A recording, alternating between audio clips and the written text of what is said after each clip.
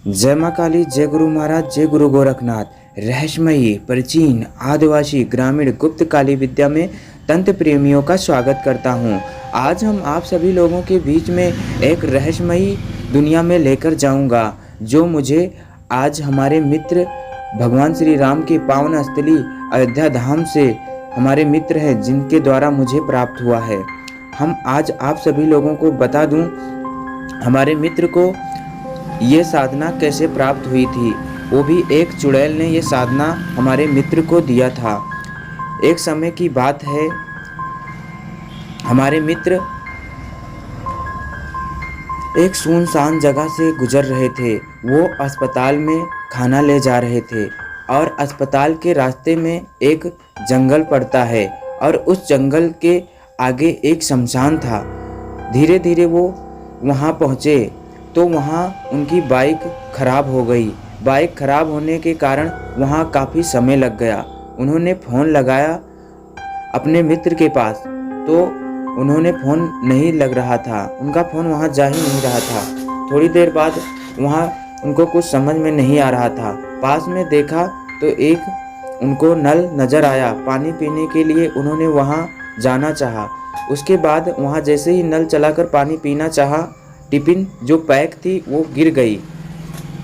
गिरने के बाद वहाँ उसमें का कुछ खाना निकल कर बाहर हो गया, जो उसमें मछलियाँ बनी हुई थी और उस मछली का सिरा वहाँ बाहर निकल गया। उसके बाद उन्होंने किसी तरह उसको पैक किया। पैक करने के बाद उसको थैले में रख कर उसको फिर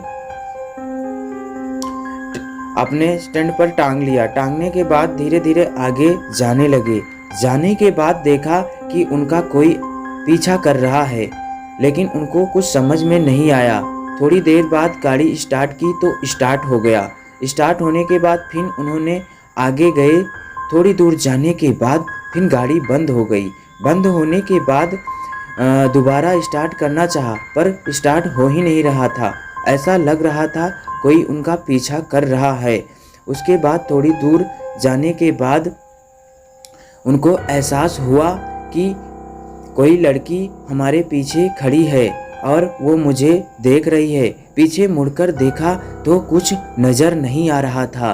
फिर अचानक उन्होंने बाएं देखा, दाएं देखा, कुछ उनको समझ में नहीं आ रहा था। आगे जाने के बाद उन्होंने बाइक स्टार्ट की। बाइक स्टार्ट करने के बाद अस्पताल गए। अस्पताल जाने के बाद उनके आसपास ऐसा लग रहा था कि कोई चल रहा है, लेकिन उनको कुछ समझ में आ ही नहीं रहा था। ये सब घटना उस शमशान घाट के पास होने के बाद ऐसा हो रहा था उनके साथ।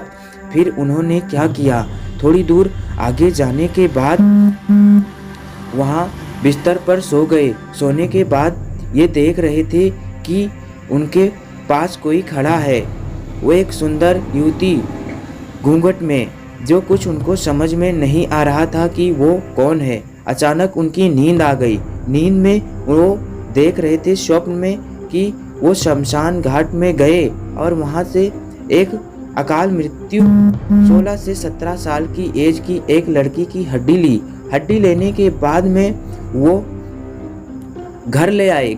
लाने के बाद देख रहे हैं कि उस हड्डी से एक लड़की प्रकट हुई। प्रकट होने के बाद वो बोल रही है, बोल तेरी क्या इच्छा है। तो मैं कुछ बोल ना सका। उसके बाद वो लड़की गुस्सा में बोली, आज के बाद मैं तुम्हारे साथ रहूँगी। अगर तुमने मुझे कुछ भी नुकसान पहुँचाने की कोशिश की तो मैं तुम्हें जान से मार डालूँगी, ऐसा बोला। उसके बाद वो खाना बना रही थी। खाना बनाते वक्त उसका मैं देखा तो उसके दोनों पांव चूल्हे में लगे थे। उसके बाद चूल्हे से वो खाना पका रही थी और अपना हाथ भी उसी चूल्हे में घुसेड़ा था और दोनों हाथ पांव उसके जल रहे थे और खाना पक रहा था। वहाँ मांस, अनेक प्रकार के मांस, मूस, यही सब पका रही थी। उसके बाद वो मुझको लाकर दिया कि लो खाओ। मैं उसको मना कर दिया। वो गुस्सा में मेरे पास आकर मुझे जोर से मारा और मैं बेहोश हो गया। बेहोश होने के बाद जब होश आई तो मैं देखा कि हमारे गर्दन के पास दांत के निशान बने हुए हैं। कई जगह हाथ पाँव में नाखून लगे हुए हैं। ये दृश्य देखकर मैं चौंक गया। उसके बाद झट से बाहर गया, पर बाहर का दरवाजा बंद था और रात सुनसान, आवाज तेज पक्षियों की आ रही थी ऐसा महसूस हो रहा था और बिल्कुल सन्नाटा सा छाया था। कुछ समझ में नहीं आ रहा था कि मैं क्या करूं।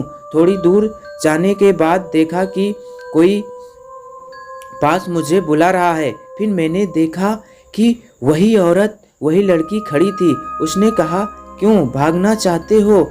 मैं तुम्हें जिंदा नहीं छोड़ूंगी अगर तुम मेरे पास से भागोगे।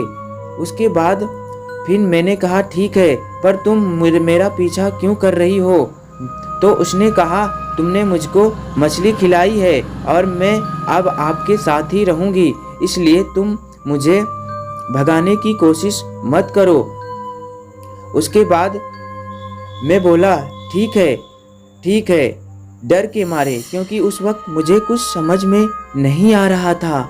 थोड़ी दूर जाने के बाद फिर घर लौट कर आकर सो गया। सोने के बाद देख रहा था कि वो औरत हमें बोली कि अगर तुम मेरा एक कार्य करोगे तो मैं तुम्हें हमेशा के लिए खुश करूंगी और खुश रखूंगी। तो मैंने बोला, क्या? तो उसने बोला कि तुम मुझे मछली अगर पकाकर खिलाते हो रोज, तो मैं तुम्हें जो चाहोगे वो लाकर दूंगी। तो मैंने कहा, ठीक है। उसके बाद थोड़ी दूर जाने के बाद मैंने सोचा कि क्यों ना मैं इसका किसी से जिक्र करूं, पर कुछ समझ में नहीं आ रहा था। मैं मार्केट से मछली लाकर उसको दिया। वो पकाकर खा रही थी, इतने तेजी से खा रही थी कि कुछ समझ में नहीं आ रहा था। उसके बाद वो मुझे पकवान अनेक प्रकार के बनाकर मेरे लिए लाया। उसके बाद मैं जैसे उसको खाने के लिए प्रेरित हुआ तो देखा उसमें अनेक प्रकार के बिच्छू और अनेक प्रकार की दुर्गंध आने लगी। फिर मैंने उसको झट से हटा दिया। तो मैंने उससे कहा, तुमने बोला था कि मेरा मनपसंदीदा भोजन तुम मुझे मछली लाकर खिलाओगे तो मैं तुम्हें हर प्रकार की चीज़ें प्रदान करूंगी, तो फिर मेरी पसंद की तुम क्यों नहीं कोई चीज़ दे रही हो? तो वो लड़की बोली, ठीक है, आज के बाद मैं तुम्हें तुम्हारे हर पसंद की चीज़ प्रदान करूंगी। थोड़ी देर के बाद अचानक मेरी नींद खुली और मेरे पास कई लोग खड़े थे, बोल रहे थे, क्या हुआ तुम्हें, क्या हुआ? हॉस्पिटल में मेरी नींद खुलने के बाद में मुझे कुछ समझ में नहीं आ रहा था कि मेरे साथ ये सब क्या हो रहा है। मेरे मुख पर छींटा मारा पानी का और मैं करीब 6 घंटे सो गया था। रात्रि 11 बजे सोने के बाद मेरी नींद 11 ही बजे उठी और कुछ समझ में नहीं आ रहा था कि ये सब मेरे साथ ऐसा क्यों हो रहा है। उसके बाद हमारे पूरे शरीर बदन हमारा कांप रहा था। हमारी शरीर पूरी गर्म हो गई थी। मेरे अंदर फीवर आ गया था। ऐसा लग रहा था कि कोई मुझे जकड़ लिया है। कुछ समझ में नहीं आ रहा था। मेरा तबीयत बिगड़ रही थी। दिन प्रतिदिन जितनी देर शाम हो रही थी उतनी ज़्यादा मेरी तबीयत बिगड़ रही थी। धीरे धीरे मैं सोच रहा था कि मेरे साथ क्या हो रहा है। बिल्कुल शाम हो गई। कुछ समझ में नहीं आ रहा था कि ये सब क्या हो रहा है। शाम होने के बाद अचानक फिर मेरा पीछा कोई कर रहा था। मुझे महसूस हो रहा था कि कोई मेरे आसपास खड़ा है और मुझे देख रहा है, पर मुझे कुछ समझ में नहीं आ रहा था कि मैं क्या करूं। फिर मैं घर को रवाना हुआ ये बोलकर कि मेरी तबीयत ठीक नहीं है। मैं जब घर आया तो वहाँ मेरे पास कोई नहीं था। अचानक मैं देख रहा था कि हमारे बाइक पर कोई बैठकर मेरा पीछा कर रहा है। मैं बहुत प्रयत्न किया मगर मुझे कुछ समझ में नहीं आ रहा था। हमारी बिल्कुल तबीयत खराब हो रही थी। मैं सीधा घर आकर बिस्तर पर लेट गया। बिस्तर भी नहीं लगाया था। उसके बाद फीवर इतना ज़्यादा था कि कुछ समझ में नहीं आ रहा था और मेरे आसपास ऐसा महसूस हो रहा था कि कोई खड़ा है और मुझे देख रहा है। उसके बाद मुझे नींद आ गई। नींद आने के बाद थोड़ी देर बाद फिर मेरी नींद खुली। अचानक मैं देखा कि हमारा पूरा बिस्तर लगा है और मैं बहुत आराम से लेटा हूँ और बुखार भी बिल्कुल कम हो गया है और मेरे बगल कोई लेटा है और वो औरत है। ये देखकर मैं आचकित हो गया। मैंने पूछा, तुम कौन हो? तुम कौन हो? यहाँ कैसे? तो वो बिल्कुल इतनी सुंदर लड़की थी कि मैं पूर्णतः उसकी ओर आकर्षित हो रहा था। ये मेरे मित्र ने मेरे जिस तरह से मुझे बताया था, मैं आप सभी लोगों को उसी तरह ये सारी घटनाएं बता रहा हूँ। मेरे मित्र के पास वो औरत इस तरह लेट गई और मेरा मित्र उस औरत की ओर इस तरह आकर्षण होने लगा कि उसको कुछ समझ में नहीं आ रहा था कि मेरे साथ क्या हो रहा है। बिल्कुल मग्न-मुग्ध सम्मोहित हो गया क्योंकि उसके यौन इतने मनमोहक, इतनी खुशबू उसके बदन से आ रही थी कि मेरे मित्र उसको रहा नहीं गया और वो उसके बदन से लिपट गया। लिपटने के बाद उससे शारीरिक संबंध बनाया। शारीरिक संबंध बनाने के बाद वो औरत बोली, अब तुम मुझे अगर रोज़ नहीं खुश करते हो तो मैं तुम्हें मार दूंगी। ऐसा बोलकर वो चली गई। दिन भर वो नज़र नहीं आई। उसके बाद मेरी तबीयत कुछ खराब थी। मुझे कुछ समझ में नहीं आ रहा था कि मेरे साथ ये सब घटना क्या हो रहा है और क्यों हो रहा है। फिर जैसे रात्रि हुई, रात्रि 10 बजे, फिर वो औरत मेरे पास आई और मेरे बिस्तर पर लेट गई और बोली, कैसे हो जी तुम्हारे बगैर अब मुझे रहा नहीं जाता। तो मेरा मित्र बोला, ठीक है, पर ये तुम बताओ, तुम मेरा पीछा क्यों कर रही हो और तुम हो कौन और तुम मेरे साथ ऐसा व्यवहार क्यों कर रही हो? मैं तुम्हें पहचानता नहीं। तुम कहाँ से आई हो और तुम हो कौन? तो वो लड़की बोली, देखो, मैं तो उस रात्रि जब तुम शमशान में गए थे तो मैं वहाँ से आपको मिली थी। तुमने मुझे मछली खिलाई थी। अब मैं तुम्हारे साथ ही रहूंगी। जो तुम बोलोगे वो करूंगी। बस तुम मेरे से दूर जाने के लिए मत बोलना क्योंकि तुम मेरे आकर्षित हो गए हो और मैं तुम्हें अब मैं छोड़कर नहीं जाऊंगी। इसलिए तुम्हें मेरे साथ रहना पड़ेगा और अब तुम मेरे साथ चलो इसी रात्रि, नहीं तो मैं तुम्हें मार दूंगी। ऐसा बोलकर उसने मेरे से कहा। उसके बाद मुझे कुछ समझ में नहीं आ रहा था। मैं थर थर कांप रहा था। मुझे वहाँ से जाने की इच्छा नहीं कर रही थी। तो उसने कहा, देखो, डरो मत।